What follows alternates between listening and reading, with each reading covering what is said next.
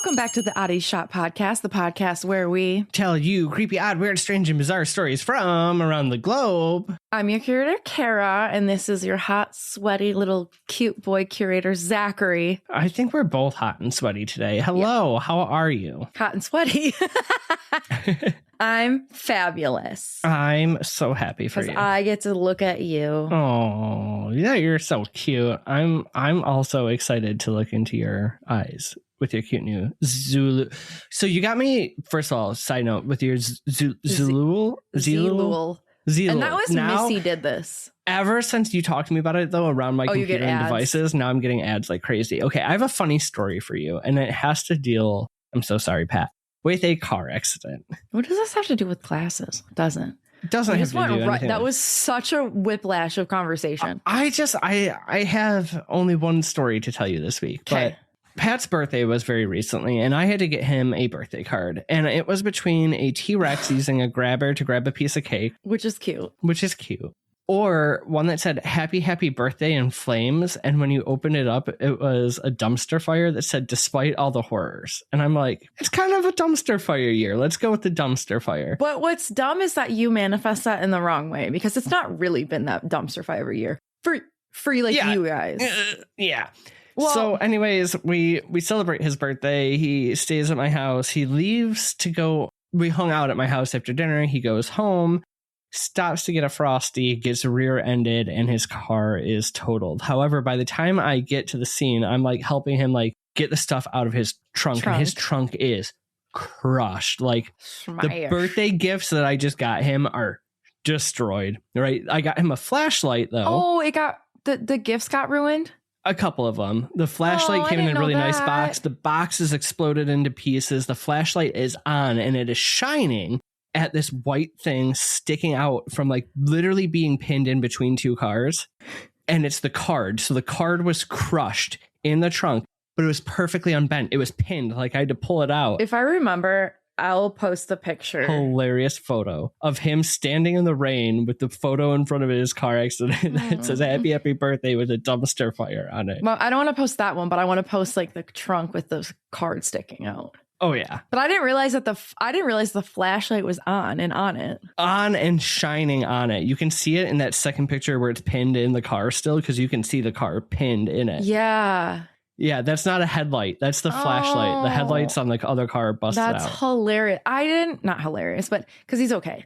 But it's ironic. Yes, he just some pain, but he was okay. Like his gifts got ruined. We had to replace the flashlight and the battery pack.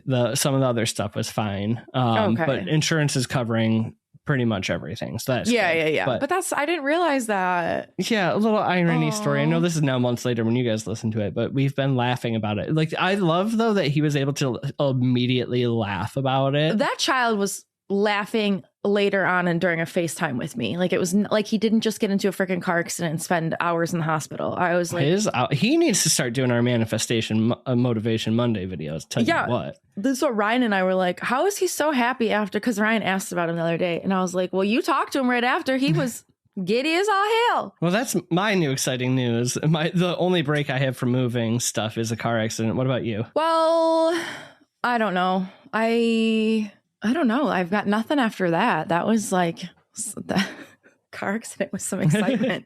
But shop talk, we are shop talk. I have, and I realize it's already like the comments from a couple weeks ago, but I don't know why YouTube sometimes does not do a good job of telling me our comments. YouTube has the best comments though. Like the reviews are great at stroking our egos. The comments I feel like are always unhinged. Okay. Oh, this is a good one. So this was on the strangeness of superstitions. And it is Catherine Korn -Z5N. Do you know this person? Yes, I do. Oh, so they put, what about the Blarney Stone in Ireland? Kissing the Blarney Stone will bring you good luck. However, you have to lean backwards and hang over to do it. Where did this come from? Have you ever seen the videos of like how you have to lean over? I don't think I could do it. I feel like I would fall. And I guess I never realized you had to lean over backwards. I just thought I just heard kiss the Blarney Stone. Yeah, you have to like lay on your back on the ground and like pull a bar and like pull your shoulders, like your upper back and everything is hanging over the edge of the castle. That's crazy. Hey, Mrs. Korn, how are you? So I just thought that was like a fun one because I was like, wait, I've heard of kissing the Blarney Stone, but I didn't realize you had to lean backwards and do that. I was like, what? Oh, yeah. Oh, yeah. Go back on Ace's Facebook. He has a video of it. Okay. So here is a big one, and it's not live yet, but keep your eye out, oddballs, because in the next weeks to maybe months, we are going to have a merch store opening up. We just have to figure out a couple little operational things to get it, but we've got some designs going. Yep. We're getting some samples in. We want to make sure it's good. We don't like some of the samples that came in so far. So we don't want to just pump out shit that's like not great. Okay. Right. So we have some behind the scenes thing we have to figure out, but for those of you who've been asking, it is coming. It is getting very close now. Watch. They're like, yeah, we don't like any of this. You're going to love it. Okay. With that, should we open the shop? Are you ready for a question? Let me ask. Oh, okay. Do you have a question for me? I do have a question for you. I was hoping you'd say no. What is, call back to last week's episode when you brought up something, what is the weirdest thing you've ever seen in the snow? I mean, I don't know if it's weird, but Delilah does her little burrow tunnels in the snow. And so my backyard looks like a crop field, like a crop circle, I mean. And it's like all these little paths. And if you didn't know what it came from, you would really think it's like very disturbing. She is kind of a little alien, though. Let's be just for real. My little alien. Okay. So imagine this. What's yours? The weirdest thing I've ever seen in the snow. I didn't actually think of an answer. Or like, like disturbing like snow people. Like some kids make some fucked up looking snowmen. I will say though, like, I guess this doesn't truly count or not, but when I lived up north and we lived on the lake, when the ice would freeze over, when the lake would freeze over, there's this certain part in spring where it starts to break off in crystals that sounds like a wind chime, but like a monster groaning at the same time. It is one of the eeriest but prettiest sounds ever. That, but also it does make weird sculptures. True. Like breaking apart and stuff. True. Okay. All right. So imagine this. You wake up a day after a big winter storm. You go about your day as normal. You're getting ready. You clean up the house. You put on all your winter gear and you go to step outside. But then you notice it. Strange animal prints in the snow. However, they are in a single straight line, crossing your entire yard, not stopping and not turning. You look a little bit closer in it. You think it might be hoof prints. Okay. And you start to follow it, but you can't find an ending. What are you feeling? Well, it's clearly interdimensional because there's no ending. Well, it just disappears. No, there's no ending. It doesn't disappear. It doesn't stop. Oh, I'm sorry. I understood that wrong. And it kind of looks like hoof prints. Hey, Zach, are you running low on spiritual supplies? Hey, Kara, are you looking for a place with handmade items? Yeah, we should probably go to Mystic Moons. Oh, our buddies? Yeah. They make the most wonderful hand-dipped incense with over 24 scents, and we've smelled absolutely every single one of them. Yeah, or maybe you might just be looking for a hand-strung bracelet made with only the best intentions. And not only do they have the best intentions, they have 4 strings each, and they last forever, which I would know because I've broken every bracelet you've made for me and not theirs. Oops. Well, they also have simmer pots for every occasion, like San to Yule. And don't forget, Melinda is also a medium and a tarot card reader who's given us amazing readings, so she's ready to help us or you connect with past loved ones and get to know insights into your world. My spirit animal is a camel. Thanks, Melinda. Anyway, so look for Mystic Moons on Facebook or Etsy, and then you can restock all your spiritual supplies. Oh, be sure to check them out at www.etsy.com/shop/mysticmoonsllc. Or at Mystic Moons on Facebook. They're all over our socials, so I'm sure you'll find them. So go get some goodies. Okay, Kara, goodbye. Bye. Kind of looks like hoof prints.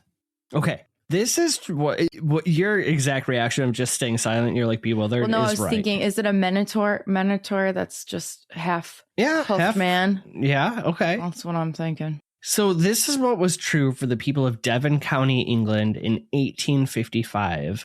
But it gets a little bit weirder. So let's set the scene. Okay. So Devon is a county in southwest England, and it sits with the Celtic Sea to the north and the English Channel to the south. So like the southeast part of England where it's like a peninsula, basically? Yes. This part is like not quite the tip of the peninsula, but it's like the girthy part of the peninsula.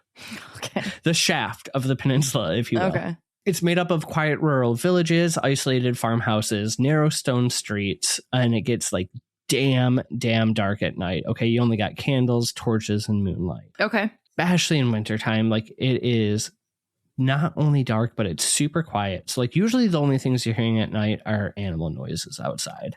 So the story that we're going to talk about takes place in February of 1855. Did I say it right? Or did I say it the way you... I like the way you say it. February. February. Okay. So it's bitterly cold. It's dark. Okay. And like you have to realize this place is really isolated. Like it's mostly farmland and then coastal villages where there's fishing communities. You know, time is like, it's 1855. There's no clocks. Time is told by church bells and most travel's done on horseback. Like this is olden days. God, it must have been a time. Must have been peaceful. Well, somewhat. I know, kind of. As long as like illness didn't break out. Okay, so on the evening of February 8th comes a strong snowfall that covers the entire area. It turns the landscape into like blank page, okay? So the snow continues overnight, but it stops before the morning, leaving fresh, uninterrupted snow cover. Okay. Before we talk about what happens next, though, let's focus on the people a bit. So the farmers know footprints. Villagers relied heavily on tracks to identify if, you know, foxes are coming for their chicken, if livestock is escaping, if strangers are approaching, or if predators were nearby. So like for them, footsteps were information and survival. Okay. Not only are these people like good with footprints, right? They're still Victorians, so they have deep held folklore traditions around omens, spirits, and devilish warnings. Oh, okay. So when the people of Devon stepped outside that February morning and saw a single line of hoof-shaped prints stretching farther than they could follow, they don't just see a track in the snow, they see a message.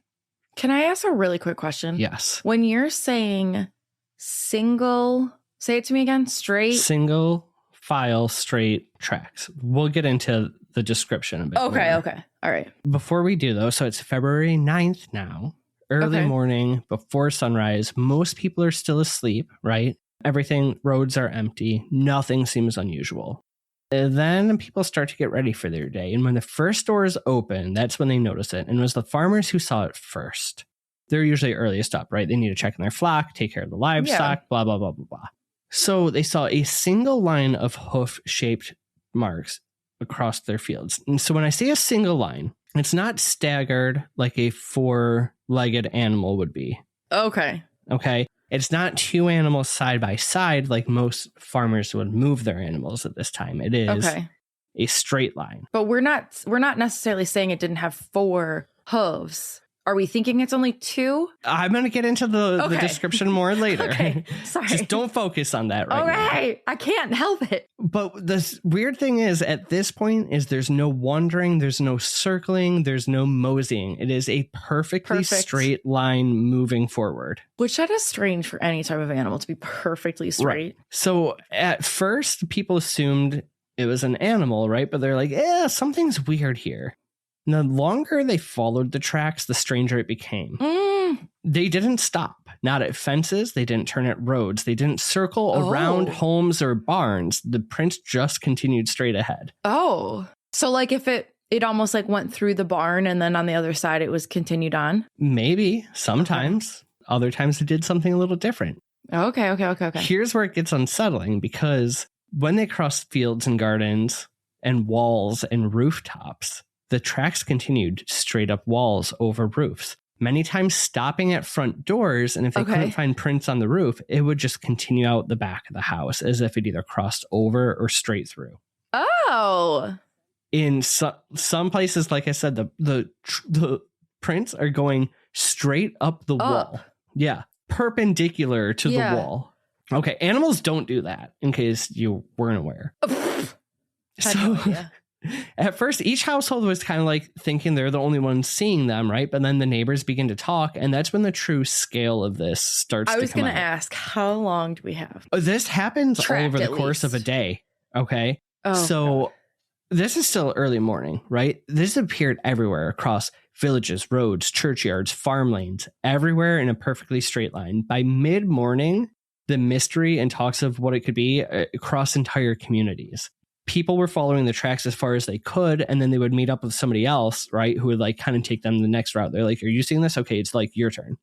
So the tracks covered the towns of Exeter, Topsham, Dawlish, and Teignmouth. What year was this again? This is 1855. 1855. So even the clergy of churches begin to find the prints throughout their enclosed gardens and churchyards. Like, not easy to get over. We're talking stone walls. Fun. I know. Animals can't get in here, by the way. By late morning, all the same day, theories started to pop up and people were like, we have to know what did this. So at first they thought it was like a stray animal, right? But obviously not, because no animal goes that straight. Others were like, okay, this is a prank, but no single human in the cover of night could cover the distance, which was anywhere from... That's what I was going to ask. 40 to 100 miles in a continuous when you named all of straight line. Yeah, you named all those towns. I was like, this is miles and miles. At least dozens up to 100. So the villagers, right, with deep beliefs in folklore, start to think maybe something else crossed the countryside at night. Yeah. Something not meant to be seen. Okay, so now it's midday. And fear starts to replace their curiosity. Well, yeah, because it's getting close to night again. It's like, what the heck? Well, midday. We're talking noon. No, I'm just saying, but it's getting closer. Like, you're like, oh, we don't even know. Well, they're also like, it's coming across now. It's like, this isn't just one person's field. This is hundreds of miles. This is weird. Or not hundreds, but up to 100 miles. Like, it's just, they can't explain it. You know, it's not like a single family explaining away something weird anymore. Now it's like everyone. So there's an emotional shift. I'm sorry, but this is so fun. I know it's not for these people, but like, oh my God. Like wildfire rumors start to spread in whispers, right? Now, what most people start to say is the devil himself had walked across Devon that night. So I was kind of thinking that when you first asked, because like the stereotypical like devil is like kind of like a minotaur, like which like an upright bipedal. I love it because my sentence next was, what are your thoughts so far? So good job. That's my thoughts. But I didn't want to go into devil right away. I wanted to give you something else. I know. Or it could be like fae, because they are little, I'm not even talking about them anymore than what I just said. That comes back up at the end a little bit. Okay. So, but let's get into what you wanted to talk about, which is what the prints were actually like. So they're small, narrow, cloven hoof prints. Mm-hmm. They're not big enough to be a donkey, but they're not small enough to be a goat. So they're about 4 inches long, 2 to 3 inches wide, and spaced 8 to 16 inches apart in a single file line. This means it was one animal, like I said, not paired like it would be if they were being walked. Like herding or whatever. Not staggered like a horse on 4 legs. It seems to be something with 8 to 16 inches. If it was a longer animal, right, they would be still further apart. Their gaits are pretty long. It also didn't appear to be a set of 4 separate prints. They could only see 2 distinct prints. So like something was walking upright. And this is where the fear really starts to go into the folks. Okay. And like we said, we already talked about this. They didn't stop at fences, walls, hedges. They didn't stop at rooftops, right? It's like it either went above it or straight through, which would, I think, almost be more unsettling to be the people in the houses without prints on the roof, but to see it like stop at your front door and just leave the back of your house. Well, that's why, yeah. Because I wonder what makes those homes different. Even frozen rivers, right? Like with thin ice, the trail didn't stop. It either continued right over the ice, or if it came to a waterway, it would end at one, like a part that was unfrozen, end at one and just be on the other side. For up to 100 miles. Dude, by the time people realize how far it stretched and how many obstacles it crossed, they're like, no animal did this. I'm just trying to if we were to like, I hate saying logically thinking because dumb, irrelevant. But if you were to be like that person that's like, there's got to be a logical explanation. Okay, what is it? We'll get to those. They're all debunked. Don't worry. Yeah, I'm trying to think of what I would think it would be, and I can't. So it's full panic at this point, right? And the villagers start to investigate, and that like just turns into fear. So people start to compare notes. They're following the tracks. They're trying to identify what this could possibly be. And when they couldn't, and they started to hear reports from miles and miles away, right, everyone's like, this has to be the devil. Farmers couldn't explain it. Naturalists, scientists couldn't explain it. And the clergy was even having a really hard time. So by the end of the day on February 9th, the supernatural belief that evil was walking among them takes over. They thought it was an omen, a warning, a message. They didn't quite know what to do. So newspapers at the time start to print stories about these hoof marks that belonged to Satan himself. It was him who crossed the countryside. And the church joins in. Of course, attendance at the church has never been higher because people thought like the apocalypse or judgment day was coming. There's like a real emotional impact to these hooves.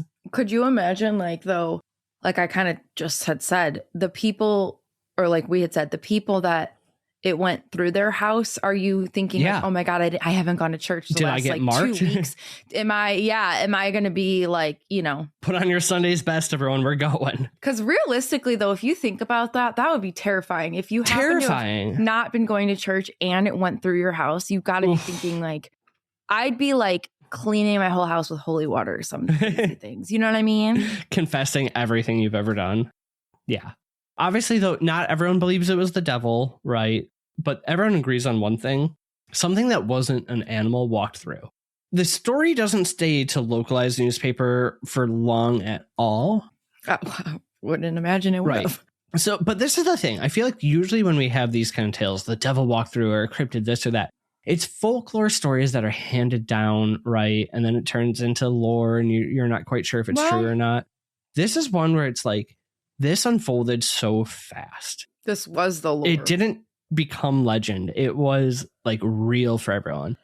And the news gets in on it quick and it spreads across the nation in real time. So within days, local papers started writing about it not long after it reaches London. Well, I have to imagine in that time, that's very impressive. Mm-hmm. Like, think about that. Because, I mean, it's still quite a distance to London. Well, yeah, but just also think if it's mostly word of mouth. Yeah. It's not. And it spreads quick. Well, I mean, if you think you have physical proof that the devil walked through your neighborhood, of course. So the Illustrated London News publishes reports of the strange tracks along with many other news sources, right? And some readers originally kind of like dismiss it as being overly superstitious, but others set out to investigate. So this includes now clergy from London, regional officers, scientists, etc. Everyone wanted to try to explain what was going on in Devon. So now it goes from fear to reports to like a full-on investigation. Had Albie ever heard of this? I don't know. I didn't ask him. Oh, wow. We need to ask him. Okay. So Reverend Henry Thomas Ellicombe, he heads to the region and he collects a lot of witness reports. He gathers letters, sketches, descriptions, local testimony, and he is kind of noted for being the one who preserved many of like the eyewitness accounts we still have today. I'm sorry, he was from London, the paper? Yes. Okay. Yeah, he wasn't from the paper. He was a clergyman. Oh, sorry. But he was from London.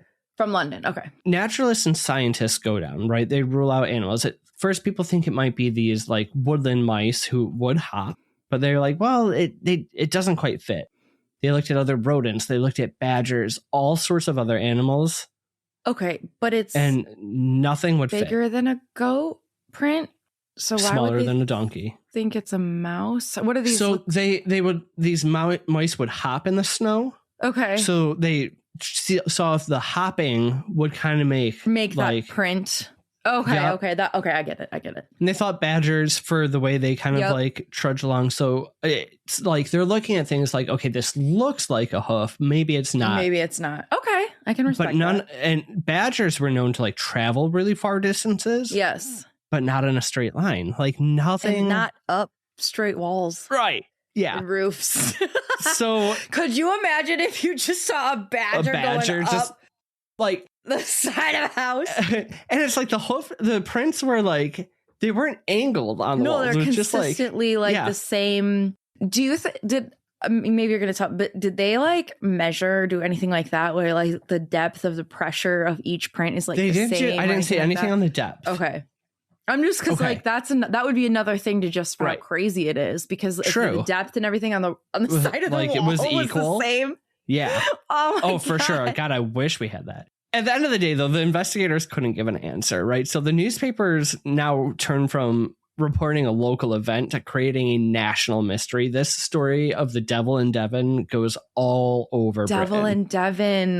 Yes. That sounds familiar, that name, but none of this I've never heard. I looked in to see if anything bad happened in Devon afterwards. Oh, like if it was an omen? Right. And nothing did. There was no verified famine, no epidemic, firestorm, tragedy right after this February 1855. And if something dramatic followed, right, like Victorian newspapers would have certainly reported on it. Yeah, and I'm sure they would have tied it. So, okay, never mind. Go. So, I mean, the Devil's Footprints of 1855 is really what this is called. A lot of people think it was a warning from God, a sign of judgment, evidence that the devil can walk among men, or supernatural visitation of unknown meaning, right? Nothing bad happened, but maybe their acts of going to church helped keep something bad from happening. I don't know. So that's Victorian weird. England, though, they're still super religious. Statement. That just makes me think it was a hoax and the church did it somehow. I mean, how though? But how would they do it for that many miles? Like maybe if it was just one town. Right. But no, because how? Because even if you had a device that made those prints, you'd have your prints aside behind, like. Seriously. So, and that's the other thing. There's no other prints. Yeah. Prints. There's nothing else. So there were some theories that came up, and a lot of it we've already kind of talked about, right? So some said small rodents like mice, rabbits, or badgers, but the tracks weren't right, and no animal could do that distance in straight lines. This one I thought was actually pretty interesting. Some of the other people started to suggest maybe it was an escaped animal from a zoo, and these were just prints we hadn't been used to seeing. So possibly an escaped kangaroo, which can go in a straight line for some time. But they reached out to local zoologists, and they're like, "Nah, we don't have anything that would make these kind of prints." Which it's a good theory, though. It is, but I'm sorry, I don't give a shit about the theory about it going straight line. That's not what hangs me up. It's going up walls and roofs, or potentially jumping over a whole house to the other side. Okay, like a kangaroo jumps. Okay, so it could go over the roofs. It could go over the walls. They technically go in straighter lines than most animals. But so did any of, I can't remember if you said this, did any of these people ever say that they didn't hear anything? No, nobody. In the night. Nobody heard anything. There was no like. There was one website I saw that seemed like it was written more like a r/no sleep. Okay, so it was probably made up. That said there's screams in the night, but that's the only one I saw. Then I wouldn't even. No. We'll ignore that. Now there is a theory that came up later that I started to give weight to. That there's a port nearby that was doing a lot of different scientific experiments, and they had tested some weather balloons, and they thought that there was one of their balloons had a metal hook at the tail end of it, and so it was like, and then it was weighed down and bobbing. But you and I both know in a snowstorm that a balloon is not going to go in a straight line. Okay, it just doesn't happen. You're so hung up on the straight line thing. I'm hung up on the side. That one could go over roofs, straight up walls, whatever. A wall. It sure could. If it had a hook bouncing at the end of it, I could see that one. I could see that because one. Then that would mean of anything we talked about. Okay, but let me talk about it. That would mean that the bottom of the hook is the exact same as the side. Is that what you're saying? Because the balloon then wouldn't go sideways. It would just be going up still and hitting on the side of the house. Fair. Not to say that it couldn't be the exact same print, but it would be, I would think a little bit, I don't fucking know what this hook on the balloon. The last one you already debunked is that it was a hoax, right? Like somebody created these tracks, but like across 30 different locations in Devon, there's not another human footprint that was found nearby. Okay. But you said Faye does come up? Yes. So people started thinking, right. So now at this point, they're like, it's either the devil or some sort of rare cryptid. Yeah. Came to Devon one night in 1855, moved silently across the countryside, never seen again. That's literally it. That's the whole story. What cryptids are known around there? I don't know. I'm sure there's a bunch. Yeah, but However, Devon is not the only place that experienced this. Oh. So here's one of the last things I'm going to leave you with that I think just kind of strengthens that this isn't a hoax, because there was a bunch of other places that had similar things. So let's go recent. 1909, New Jersey. I mean, more recent than 1855. No, yeah. Similar tracks were reported in January. Newspapers reported strange tracks appearing on rooftops across frozen waterways, stretching across entire neighborhoods.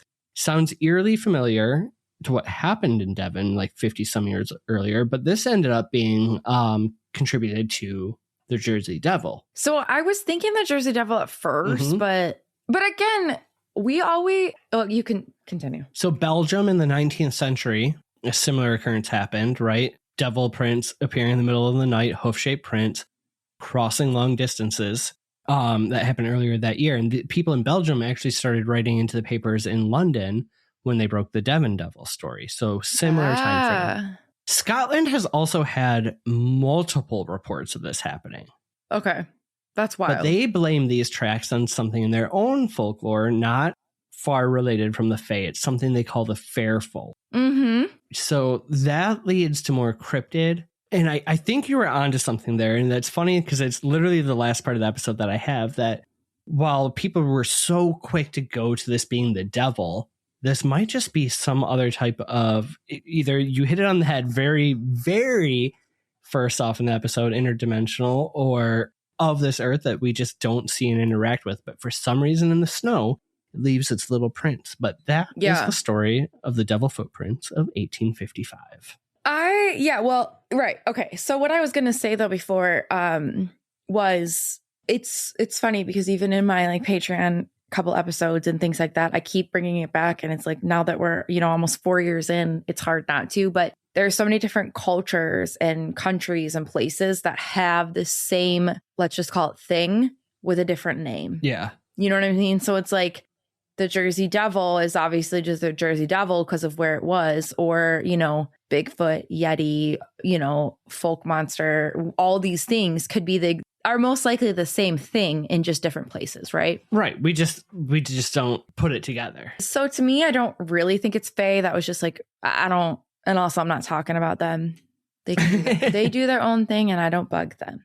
They live their lives and I don't, I'm good. Thanks, girls and guys. And I think this one sounds like so many of the other folklore legends that we hear about, but we don't have the firsthand. It was told by stories, and this happens in the winter, or so and so happens. This is I guess this is the start of the folklore, right? So yeah, but this one is like well documented at the time in the news when it happened. To like, it's something that seems so mythical, but was like this legit happened. Maybe in like another 50 years or so, there's going to be more experiences popped up, and they're going to be like, well, back in the day, yeah, it could turn to lore.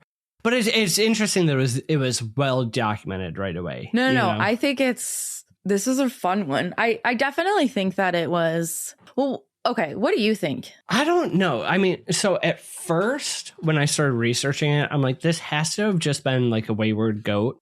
Because goats there's mountain goats, right? They're good at climbing, but they don't go straight up the walls. And they don't live in Devon. Well, right. Okay. So if you weren't going goat or like quote unquote logical, I don't know. I can't explain this one. I just thought it was just really interesting. Of a cryptid type that lurks in his, or do you think it's more interdimensional? I think it's probably more cryptid with how much it's happened. Yeah. I would have led it to be, or been led to believe it was more spiritual. And that's why I specifically looked if something bad had happened in the time. For sure. After. That's a good call. If it was, like, I would have gone, I mean, even though Mothman's not spiritual, but more that omen route. Like, this is a sign, pair yourself, whether it's good or bad, take that away from it. No, it's a good call looking that up. But yeah, with nothing happening, that just left me even more confused, honestly. So I think it's one of those things like where I'm just not confused, but like, it's strange that nothing else happened. Not necessarily bad, but there was no like, I heard something, the vibes in the morning felt off when I woke up. Like, yeah, nothing. It was just a completely normal day until people looked outside. Eaten. Like, you know what I mean? Like, they're like, but right, usually, like with the Jersey Devil. Yeah. Well, we're just like, usually in any of these other cryptid stories, there's like a smell, a feeling, glowing eye. Like, there's other things. So like, this is like, so was it just like these couple instances was like where it's an interdimensional something that just for whatever reason is just like imprinting like physically imprinting on. What if this is just like some weird bird or something that like, you know, does this multiple times a year, but we just don't see it until it happens in the snow? I don't know. I'm definitely leaning towards cryptid or like interdimensional, like where they're just, or, you know, like a time slip where it's just. Or at the end of the day, was this like a weird game of telephone? Because it was neighbors talking to neighbors, and maybe something got blown out of proportion. I mean, we can't totally discredit I'm sure that. it got blown out of proportion. In some aspects, it did, because I can't imagine there was much going on in Devon in 1855 to talk about otherwise. The game of telephone, in any which way you actually physically call or neighbor to neighbor personally talking, the game itself, or that concept, I should say, is always proven to not be accurate. Like, it'll never get to the last person and be the exact same message that started from the first person. So there's discrepancies in all of the stories that we talk about. So I guess we just have to put that aside.